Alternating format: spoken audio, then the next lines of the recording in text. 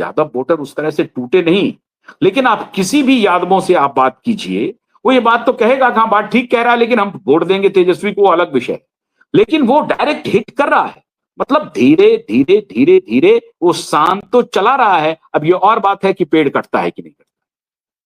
लेकिन प्रशांत ने करप्शन को जिस तरह से आड़े हाथों लिया है, मैं समझता हूं, और वो ये कह रहे हैं कि बाकी बात छोड़ दीजिए, लेकिन हिस्टोरिक करप्शन है अभी बिहार में, हिस्टोरिक। और ये बात सच है, बिहार का एक एक व्यक्ति इस बात को स्वीकार करता है, ऊपर से लेकर के नीचे तक भ्रष्टाचार में आकंठ बिहार डूबा हुआ है। इसे कोई इनकार नहीं कर सकता। ये और बात है कि मोदी का अपना कैरिश्मा जब जाता है, राष्ट्रवाद का जाता है, तो लोग भूल जाते हैं करप्शन के मुद्दे को और अंततः मोदी को समर्थन कर देते हैं। अब मोदी एक तुरूप का पत्ता बचे हैं एनडीए के पास। बस मोदी के ही कैरेक्टर पर, मोदी की अपनी पर्सनैलिटी पर, मोदी की अपनी साख पर वहां इमेज चलेगा, इलेक्शन हो। अब अगर जनता के मन में यह आ गया कि भाई मोदी तो वहां चलेगा, मोदी से क्या होगा, यहां तो हमको इन्हीं लोगों में से चुनना है, और यह बात अगर प्रशांत किशोर जनता को समझा सके तो बाजी पलट जाएगी मित्र। तो बिहार में क्या होगा, जैसा प्रशांत कहते हैं, या तो हम फर्श पर रहेंगे या हम अर्श पर रहेंगे।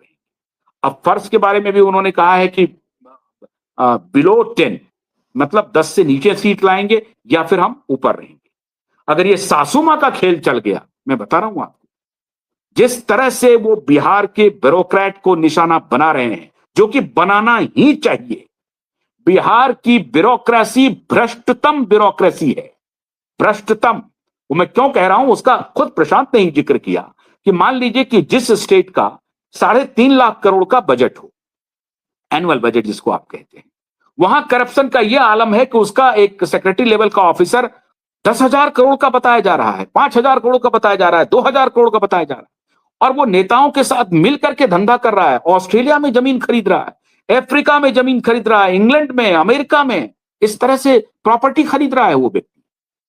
और जो 7 लाख करोड़ का, अगर तमिलनाडु का 7 लाख करोड़ का बजट है, तो वहां के ऑफिसर का क्या वैल्यूएशन है। करप्शन वहां भी होगा, लेकिन वो कितने का है।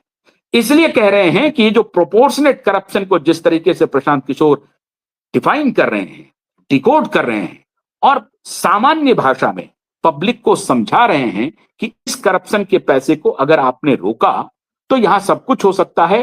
बेहतरीन स्कूल आप दे सकते हैं, बेहतरीन हॉस्पिटल दे सकते हैं आप, और बेहतरीन गवर्नेंस दे सकते हैं। तो इसमें अगर प्रशांत को कामयाबी मिल सकती है, प्रशांत गेम चेंजर हो सकते हैं। मुझे लगता है मोदी मैजिक तो बिहार में चलेगा, इसमें कोई शक नहीं है। लोग कहते हैं कि अंततः एनडीए की ही सरकार बनेगी, अभी तक। लेकिन सासू मां का अगर मामला चल गया मित्र, भ्रष्टाचार का मामला ने अगर तूल पकड़ लिया, जो कि अभी तक बिहार में, जैसे दिल्ली में आपने देखा कि भ्रष्टाचार का मामला तूल पकड़ा, तो बाकी सारी बातें गौण हो गई। मतलब केजरीवाल ने योगेंद्र यादव को जूते लगवाए, प्रशांत भूषण को पिटवाया, मयंक गांधी को निकलवाया, और कितने लोग निकले इनके, कुमार विश्वास छोड़ के चले गए। सबको जनता ने कबूल कर लिया। क्यों? क्योंकि उनकी एक बात लोगों को समझ में आ रही थी कि भ्रष्टाचार के बारे में बोल। लेकिन जब लोगों को अब विश्वास हो गया कि यह भ्रष्टाचार के बारे में बोलता था, लेकिन यह खुद भ्रष्टाचारी निकला, तो जनता ने उसे सबक सिखा दिया। तो अभी एक मौका हो सकता है कि प्रशांत किशोर को मिल जाए। बड़ा अच्छा नैरेटिव दे रहे हैं प्रशांत कह रहे हैं कि आप देखिए कि तमिलनाडु में, केरल में, आंध्र प्रदेश में, तेलंगाना में हर 5 साल पर सरकार बदल जाती है, और इसीलिए वो विकसित हो रहा है। बिहार में पिछले 20 वर्ष से नीतीश कुमार और 15 वर्ष पहले लालू यादव, 2 व्यक्ति लगातार मुख्यमंत्री बना हुआ है। और यह भी आंकड़ा प्रशांत किशोर का कि जो 1995 में स्थिति बिहार सबसे पिछड़ा राज्य, फिर 2004-5 में जब सरकार बदली, लालू के जाने के बाद जब नीतीश की सरकार आई, तो 5-6 में भी बिहार सबसे पिछड़ा राज्य, और 2025 में भी बतौर प्रशांत बिहार सबसे पिछड़ा राज्य बतौर प्रशांत के जो आंकड़े हैं, जो डेटा है, उसका हवाला दे रहे हैं प्रशांत। तो अब 95 में, 2005 में, 6 में और 2025 में लगातार अब सबसे पिछड़ा राज्य है। तो ये नैरेटिव लोगों को समझ में आ रही है। एक जो चुनौती है प्रशांत के पास कि क्या वो सासू मां के नैरेटिव से, मतलब सासू मां has become the symbol of corruption, so therefore I am using सासू मां। तो सासू मां के इस इस करप्शन के इस मॉडल से जात का जो मॉडल है उसको प्रशांत ब्रेक कर देंगे, यंगस्टर्स में प्रशांत ब्रेक करेंगे, ऐसा मुझे लगता है। यादव और मुसलमान हो सकता है कि जड़वत रहें, लेकिन ज्यादातर जो जातियां हैं उसकी जड़ता खत्म हो सकती है। कुर्मी भी हो सकता है कि उनकी जड़ता खत्म नहीं हो, लेकिन वो बहुत, उनकी बहुत भूमिका नहीं है उस तरह से। लेकिन जो ईबीसी है और जो फॉरवर्ड है, ओबीसी की जो अन्य जातियां हैं, उसमें बहुत तेजी से यंगस्टर जो हैं वो प्रशांत की तरफ देख रहे हैं। सवर्ण तो हमको लगता है कि यंगस्टर पूरी तरह से उनके साथ है। वो मोदी मैजिक भी उनको बहुत प्रभावित नहीं कर पा रहा, और यही है कि 14-15% उनको अभी बनाए हुए है। तो जैसे जैसे मुझे लगता है मित्रों कि जैसे जैसे अभी इलेक्शन परवान चढ़ेगा, कैंपेन परवान चढ़ेगा, और सासू मां के नैरेटिव को, भ्रष्टाचार के नैरेटिव को अगर डिमॉन के रूप में वहां के चीफ सेक्रेटरी को, वहां के और अदर सेक्रेटरीज को और नेता को, इन दोनों के कोलैबोरेशन को अगर प्रशांत किशोर स्टैब्लिश कर पाए तो मोदी भी, मुश्किल होगा मोदी को बचाना अपना दुर्ग। बीजेपी तो हो सकता है फिर भी निकल जाए मोदी के नाम पे, लेकिन उनके नेता निपट जाएंगे। और आप देखिए, मैं हैरान हूं कि मोदी की हिम्मत नहीं हो रही है बिहार में वो प्रयोग करने की जो वो गुजरात में करते थे, या जो वो प्रयोग हरियाणा में करते थे। अब गुजरात में उन्होंने पूरी ministry along with chief minister सबको हटा दिया। करप्शन था नहीं था भगवान जाने, लेकिन नॉन गवर्नेंस हो या थोड़ा मोड़ा करप्शन का आरोप हो, लेकिन पूरी सरकार को मोदी ने हटा दिया। यहां आरोप लग रहे हैं लेकिन मोदी के हाथ पांव फूले हुए हैं, क्योंकि बिहार एक अद्भुत स्टेट है। आपको कॉन्फिडेंस नहीं होगा कि होना क्या है।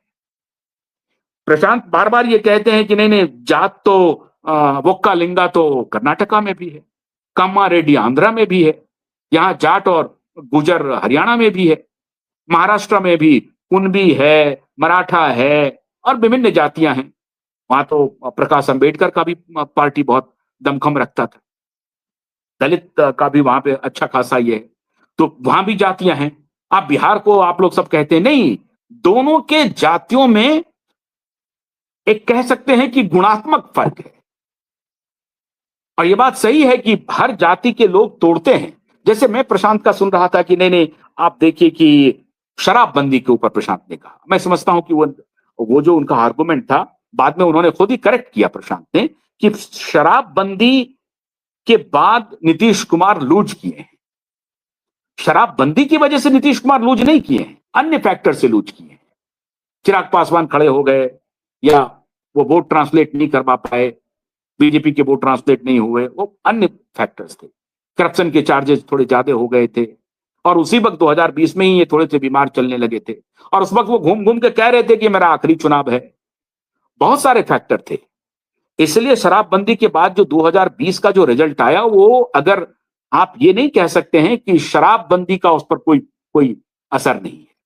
शराबबंदी का असर था, जिस वोटर को नीतीश शराबबंदी के बहाने एड्रेस करना चाहते थे, उससे उनको लाभ जरूर मिला है, और ये प्रशांत भी मानेंगे। ये और बात है कि शराबबंदी से हजारों करोड़ के बारे न्यारे हुए और अधिकारियों ने, नेताओं ने बनाए, ये बात सही है। अब इसी बात को वो अगर सामने ले जाएंगे कि शराबबंदी से हुआ ये कि शराब तो आज भी बिक रही है, और ठीक कह रहे हैं कि उत्तर प्रदेश में आप हर नुक्कड़ पे 2-2, 3-3 शराब के ठेके खुल गए हैं। और जो नेबरिंग जो डिस्ट्रिक्ट्स है, उत्तर प्रदेश का जो बॉर्डर इलाका है उत्तर प्रदेश और बिहार का, या झारखंड और बिहार का, ये जो बॉर्डर इलाके हैं, वहां से आ रहे हैं, बंगाल और बिहार का, वहां से धड़ल्ले से शराब आ रही है, तभी तो ट्रक के ट्रक पकड़ा रहे हैं। और ये संरक्षण में हो रहे हैं, पुलिस के संरक्षण में हो रहे हैं, अधिकारियों के संरक्षण में हो रहे हैं, और नेताओं के संरक्षण में हो रहे हैं।